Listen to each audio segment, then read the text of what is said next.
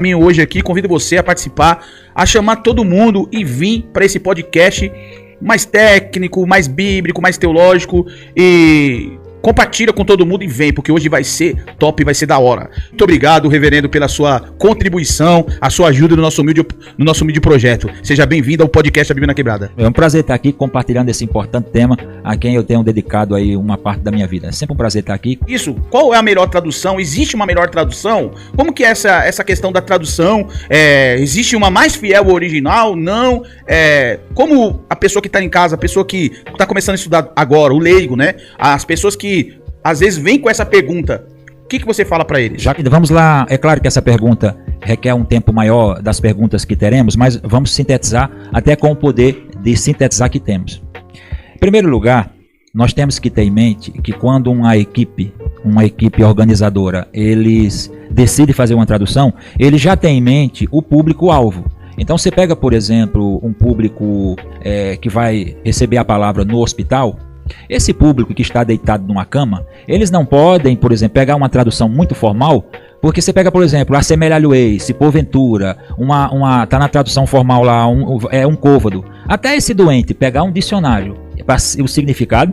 Então, esse é o primeiro ponto. Você tem que entender que a equipe organizadora tem um público-alvo. É um público de pastor que vai estudar em casa, que vai ter acesso a um dicionário. É um público carcerário que... Enfim, então esse é o primeiro ponto. Neste caso, as comissões decidem. Então você tem, por exemplo, hoje, tradução mais formal.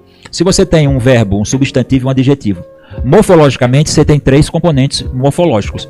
Se você pegar, por exemplo, para o português e colocar embaixo mais ou menos ali um verbo, um substantivo, um adjetivo, mais ali um complementozinho de harmonia da língua portuguesa, então você tem 4 palavras do português e mais ou menos 3 no texto original. Então, agora, dependendo da sintaxe, dependendo da construção, não dá para explicar para um leigo, um adolescente, um idoso, pastor Enedido, com apenas 3 palavras. Aí é que entra o sistema funcional.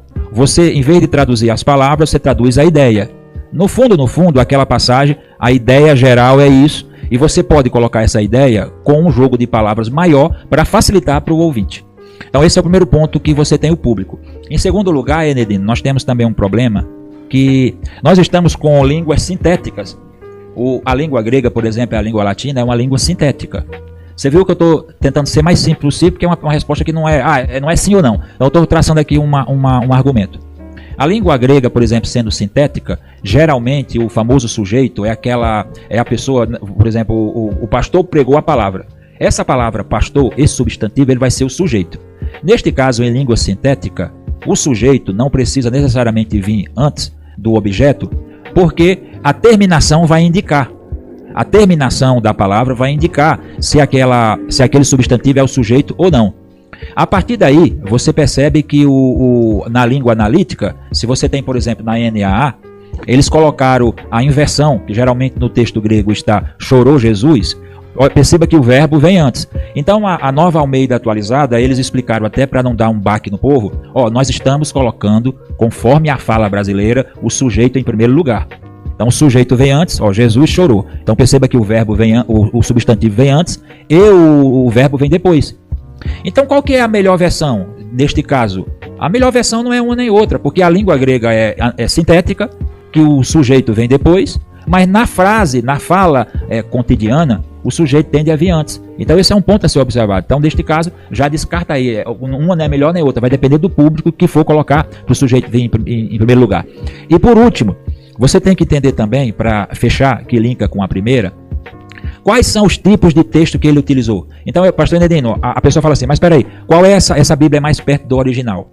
A pergunta é, que original? Porque é o seguinte, eu tenho esse aqui, devido ao peso, eu tenho esse aqui que é o Novo Testamento Grego, que em latim é Novo Testamento Grego, que é da SBU.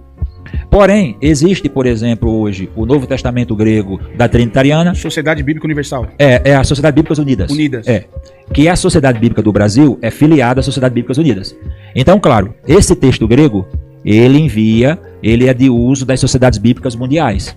É claro que o Novo Testamento, por exemplo, a NAA, é baseado nesse texto. Só que não existe só esse texto. Esse aqui é o famoso. Esse aqui é o proeminente no mundo. Mas existe, por exemplo, o texto recebido, que é usado na Sociedade Bíblica Trinitariana, que os reformadores usaram no século XVI. Por exemplo, o Martinho Lutero, ele não traduziu o Novo Testamento para o alemão? Não foi? Martinho Lutero utilizou o texto recebido.